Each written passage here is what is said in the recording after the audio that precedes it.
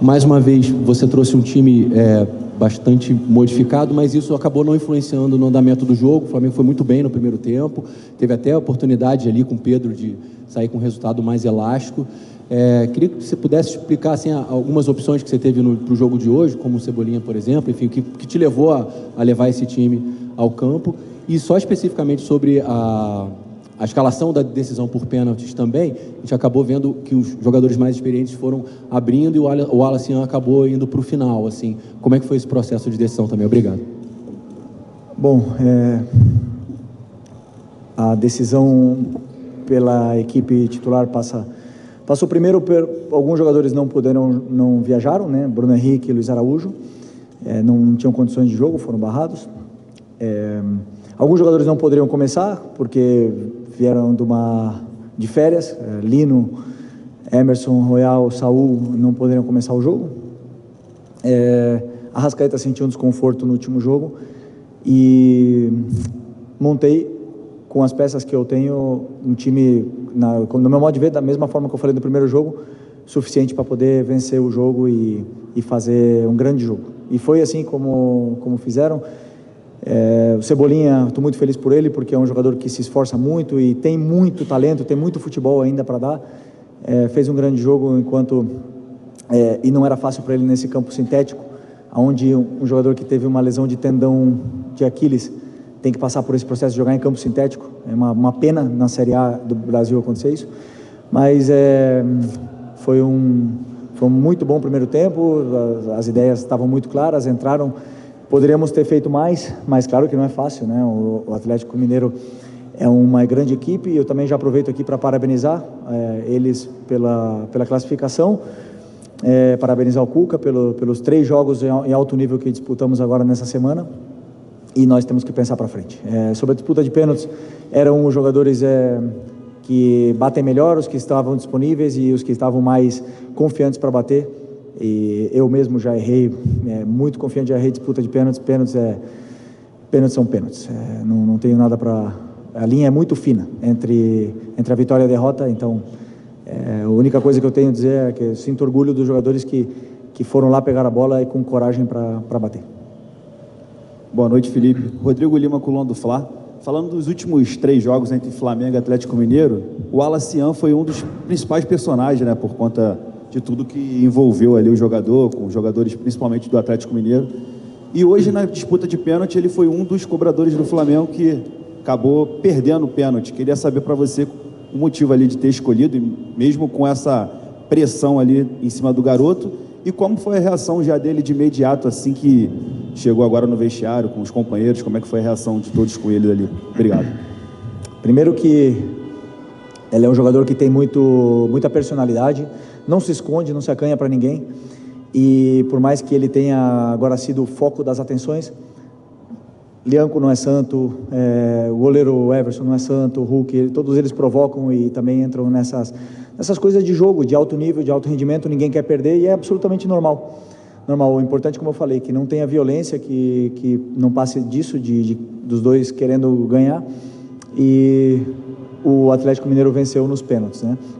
O Wallace fez uma grande partida, fez tudo o que estava no plano de jogo, incomodou muito a defesa, criou muito espaço, gerou chances e tem personalidade para ir bater o pênalti com 19, 20 anos. Então isso demonstra a personalidade que ele tem e o futuro que ele tem pela frente. Aqui à sua esquerda, Richard Souza, TV Globo. Felipe, foi o melhor jogo do Flamengo no pós-Copa do Mundo de Clubes, ou um dos melhores? Acho que o do São Paulo ali também foi um jogo muito positivo, mas queria saber a sua opinião. E agora, com uma competição a menos, o que você vê de possibilidade? O que isso implica? O que isso abre de possibilidade para você na sequência de Brasileiro e Libertadores, já que você tem um grupo que tem sofrido com questões físicas também, enfim, reforços se adaptando? Bom, primeiro que, como você falou, se foi o melhor jogo pós-Copa do Mundo, e essa semana eu acompanhei um pouco, junto com o Paiva, as narrativas que se criam, dizendo que o Flamengo está mal depois da Copa do Mundo, né? Isso eu escutei muito, onde se pegam 600 minutos de jogo de futebol e se resumem em uma frase: o Flamengo está mal pós-Copa do Mundo. Isso é um absurdo, uma mentira. O jogo do São Paulo foi um jogo absolutamente completo, dominante. Depois o primeiro tempo do Ceará foi um espetáculo. O primeiro tempo do Santos foi um primeiro tempo muito bom. O jogo contra o Fluminense foi um jogo absolutamente controlado. O Fluminense não chutou no gol. Eles também não deixou jogar. O Inter de Milão também não jogou contra o Fluminense. O Atlético Mineiro, desafio a vocês irem olharem quantas goleadas o Cuca tomou nos últimos 5 anos. Mais de 3 gols. E vocês vão se surpreender. Para vocês verem se é fácil jogar com uma defesa contra o time como a defesa do Cuca, que por ser brasileiro é subestimado, porque isso me deixa triste, porque se resume tudo em uma simples frase, e não é verdade. O meu time está bem, vão ter jogos melhores, vão ter jogos piores, vão ter viagens mais longas, vão ter desgaste, vão ter lesões, vão ter desfalques, e o time vai jogar alguns dias muito mal e outros dias vai jogar muito bem. O importante é a gente saber realmente, o que eu tento passar para os jogadores, o que está sendo feito dentro do campo, e eles sabem bem e nunca deixaram de acreditar na ideia. Então esse é o meu trabalho como treinador, e simplesmente não se resume simplesmente a um momento, porque quando a gente ganhou no Atlético Mineiro no Brasileiro, eu li também que o Flamengo era o líder pós-mundial do Brasileiro. Não sei se eram 10 pontos, uma coisa assim. Então, ou sei lá, não lembro agora, mas quando os resultados positivos não vêm, temos que aguentar, fechar a boca e trabalhar, e é o único caminho que nós temos. Mirassol. A única que importa é Mirassol. A única que está na minha cabeça. Felipe, tudo bem? Pedro Torre, ESPN.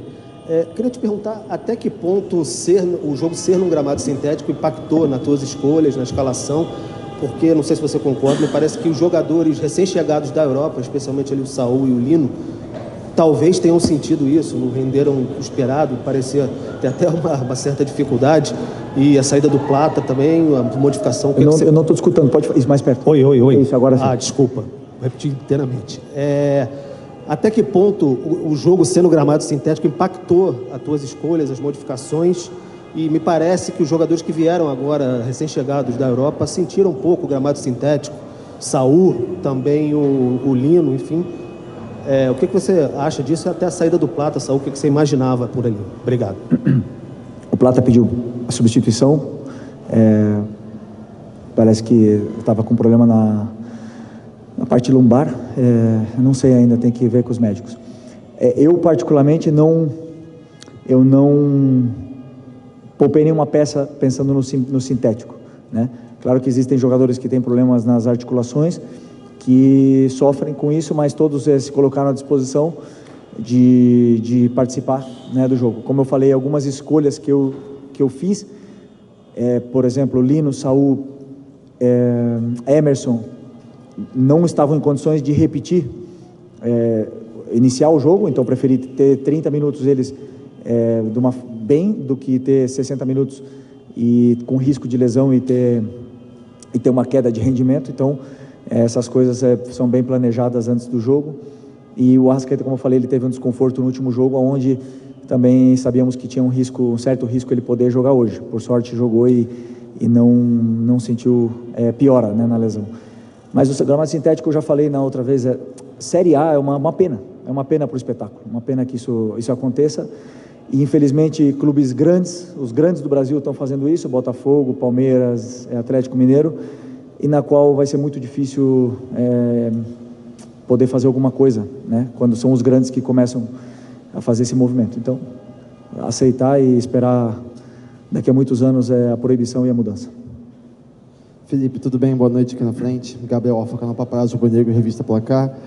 Felipe, a gente tem hoje uma infinidade de perguntas que a gente podia fazer sobre o jogo, sobre o resultado, mas eu queria te perguntar, sei que o torcedor ainda está muito de cabeça quente, mas o que você pode fazer para tentar blindar o Wallace Yan das críticas? Que ele vai receber críticas, ele vinha sendo um dos principais jogadores, a gente viu na história do futebol que muitos jogadores de base acabam sendo, entre aspas, queimados em cima da hora. A gente viu o jogador da base do Flamengo sendo vaiado no Maracanã porque fez uma partida ruim, de várias boas. O que você pode falar, especialmente para o Wallace Yan, para ele se blindar talvez um pouco desse momento, ele que vinha fazendo grandes atuações desde a Copa do Mundo de Clubes, foi o artilheiro do Flamengo lá, por conta de tudo que aconteceu hoje. Obrigado. As críticas, elas fazem parte do crescimento dos jovens, do crescimento do atleta profissional, e quanto melhor ele possa lidar com as críticas, ele, Matheus, Lohan, Cleiton, João, todos os jovens, né, Everton Araújo, que passam por críticas, quanto melhor eles lidarem com isso, cada um tem a sua forma e a sua maneira de fazer, quanto melhor eles fizerem isso, maiores como jogadores de futebol eles vão ser. Todos os jogadores, absolutamente todos, 100% dos jogadores que estão no meu elenco, no meu vestiário agora, foram criticados em algum momento da carreira. É normal, faz parte do processo. Ele tem que assimilar o antes possível, não deixar se abater e voltar mais forte. E não tenho nenhuma dúvida que ele vai estar mais forte. Felipe, boa noite. Emanuele Ribeiro, do GE. Globo.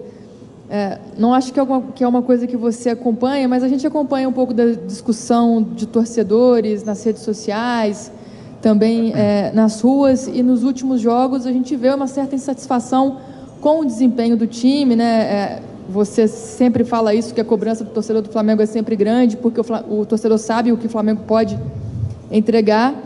E hoje a gente viu o Flamengo realmente com uma energia diferente. Acho que as suas escolhas, tanto por causa da questão de desgaste, mas também pela montagem do time em função do que o Atlético apresentou nos últimos jogos, a gente viu um time que conseguiu fugir, vencer essa marcação do Galo, conseguiu se movimentar muito bem na frente, principalmente no ataque.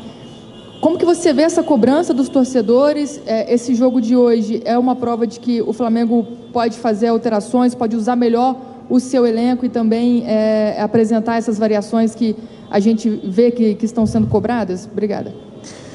As cobranças da torcida, do torcedor do Flamengo, rede social nem comento, porque é a selva, né? É uma loucura, porque se você se guiar pelas redes sociais, não está a verdade ali, né? Tá as pessoas colocando tudo para fora o que tem.